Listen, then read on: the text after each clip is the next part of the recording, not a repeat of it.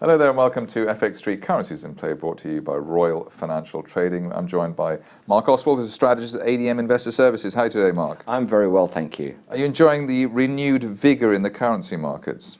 Well, there's certainly been a lot more going on of late. I think a little bit more excitement. We've seen some very sharp moves in the euro, in the Canadian dollar, even this week in the Australian dollar. So there is some life out there, particularly at a time of the year where seasonally things tend to be quite subdued. So I think a few people were quite grateful for some of the action that we've seen.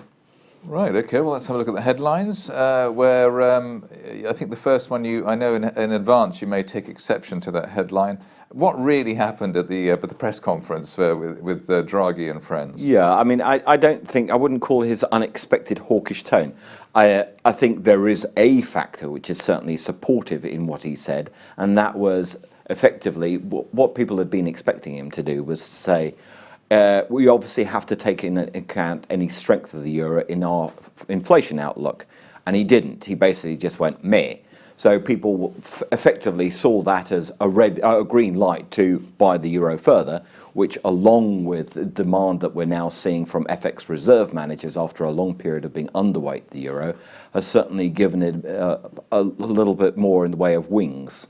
Right, and you've just seen, I think all week we've seen that the vertical move, sideways shuffle, vertical move, I mean, that's a limit up market, isn't it? I mean, it's not really going to, Yes, I mean, I think my concern here is we've now got the biggest long in the euro that we've had for the best part of 5 or 6 years.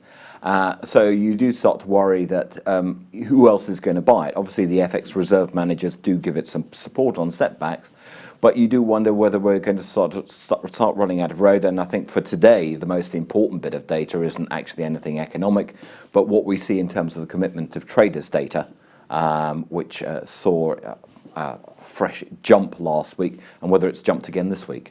Okay, and next up, my favourite cross, dollar yen, around 111.70 after dropping below 111.50 on Muellered dollar sell-off. So there was a little blip yesterday, the get rid of Trump campaign that we've got, which presumably will be ongoing, and it's not going to get any better, is it? Well, no, for the time being, unfortunately, the dollar is definitely dogged by politics, and in that respect, that's going to be a constant threat for quite some time to come, as you say. Would one feel really very enthusiastic about buying the yen when one looks at the interest rate differentials between the yen and the dollar? Not particularly, but it has been the safe haven currency for the best part of the last year, and people will instinctively still revert, even though the Bank of Japan, in central bank policy terms, is clearly the one which is at the back of the queue for tightening. But you have that 3 steps down, 2 steps up, which is difficult to trade, isn't it? Because you don't really know. I mean, you could trade it equally well or badly in both directions. Is that a fair thing to say? Indeed. I mean, the problem with volatility in pretty much any asset class at the moment is its spiky volatility. So there's no persistent upturn. It basically is you get a sudden move, volatility spikes up, and then it's sold with a vengeance, and you get back into these sideways movements, which are almost impossible to trade. Okay, so we'll go on to. Well, it was equally sideways at the moment. I think pound dollar dragging on support as Fox comments reignited renewed Brexit jitters. I mean, there's obviously no game plan at all with the Brexit, with the government and the Brexit. They're committed to something which a lot of them don't actually want to do anyway. So there's even more of a drag on the whole proceedings. Yes, I mean, you're basically in a fairly nasty situation for sterling as a currency, because you've got all this political uncertainty, a lack of any clarity on that front. And on the other side of the coin, the Bank of England, having started to warm us up for a tightening of policy, basically is now looking at CPI going back towards target, and the economy basically sputtering at best. All right, and 130, just the level to trade against. But I mean, there could be still an overshoot. Yes, I think the range which has been in place for much of the year of 120, 130 is still in place. Okay, maybe the high is slightly above at that 131 level that we reached earlier in the week. But above 130, one should definitely, I would have thought, be looking to certainly exit long positions if one has them from setbacks, and probably start to accumulate some shorts. Okay, well, let's have a look at our trade of the day, which sticks with Cable, renewed Brexit talk and continued effect of very weak CPI weighing on the British pound. Cable correcting higher with a downtrending channel over the last few days. Sell pound dollar at market with stop around 130.30 and target around 129.40. Reward to risk at 2 to 1 depending on entry. So what are we there? What 29.92 on that screenshot? 30, well, just over 30 at the moment. So slow action as well, isn't it? So that's the other problem. Yes, very much so. Okay, let's go on. Trading positions where we see slightly, well, they're dialed down a bit on euro dollar. Yesterday it was up 60% long, so it's 55 now. So people are just taking the foot off the accelerator. Pound dollar quite short now, so just sort of reflecting what you were saying there. 50-50 on yen, which is probably about right, because obviously it depends really. Well, we're going to break 111.50 or not. I suppose that's the. It's very contingent, and then of course if it does break 111.50, you can see a whole load of options type trades being hit quite sharply and exacerbating any move breakdown through there. Right, and euro yen 100% in favour of the euro, which I suppose seems to be logical. I suppose so, though in times of political uncertainty, I'm not quite sure that I'd really want to favour the euro over the yen. Right, so that's just, but the market's picked on the euro now. Yes, I mean to a certain extent, it's understandable from the aspect that there is going to be some divergence between euro and Japanese rate policies. Right, we're just going to actually go on to the next story there. But we'll just have a look at euro yen anyway. So topping out through the 130 level and just around 130 at the moment.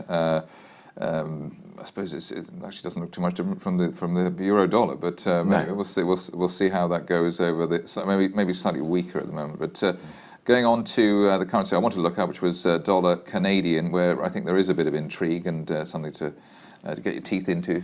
Some figures out later today, but here again, I suppose there was that event in the afternoon, and then the two steps back. Yes, I mean, I think given we've marched the Canadian dollar down from 142 down to 125, and particularly the last 5 large big figures of this move have been pretty rapid, the temptation to look at sort of low 125s as an area to take some profits has got to be quite high, particularly if we get the numbers out later being lower than expected. But it's sort of too weak to buy and too low to sell. So you've got to. It's difficult to know how to grapple with that. I mean, I suppose what that chart tells me is we're sort of starting to lose some momentum in terms of this up move in the Canadian dollar that we've seen. Okay. And I'd probably just go on to euro sterling, where people seem to be very, very keen indeed on that particular situation. I suppose it's all about 90 pence now? Yes, I mean, yeah, that is absolutely the eye on the prize area at the moment. Given the psychological aspect of 90 pence, it will probably require something in news terms to really drive it through. Once it does go through, the question then is how many stops are actually going to be set off again, because there could be a pain trade, because there have been a lot of people who keep on feeling that sterling is a buy against the euro, and it's proven to be rather a painful trade this year. Yeah, and you get that heightened volatility. I think we say any time we're near 90, the market seems to break down, overshoot, spikes everywhere. I think we had that in October. Yep. Blink and you missed it really. So yes, through 90 we'll start to hopefully see some fireworks. Economic calendar, Canada 130.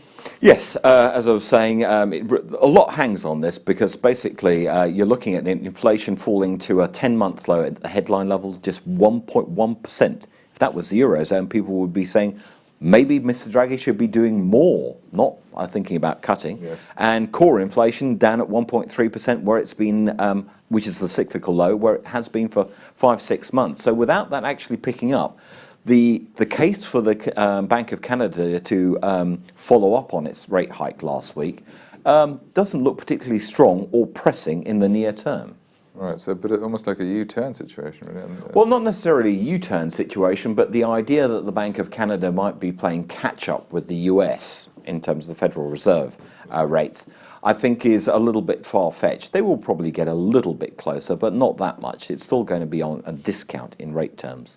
Right, and the Baker Hughes rig count, it's all about crude hitting 50 and $50 and the shale oil people coming in from the shadows. Yes, I think the market in oil is probably shifting very slightly at the moment because people have suddenly observed that actually gasoline stocks have been completely run down in the States, and product overhang was one of the things which was weighing on the oil price. So this may be, particularly if we see the rig count starting to dip from where it's been, another thing offering some support for oil. Okay, well, we'll see how that pans out. Mark Oswald, strategist at ADM Investor Services. Thank you very much for coming in today. That's it for FX Street Currencies in Play, brought to you by Royal Financial Trading.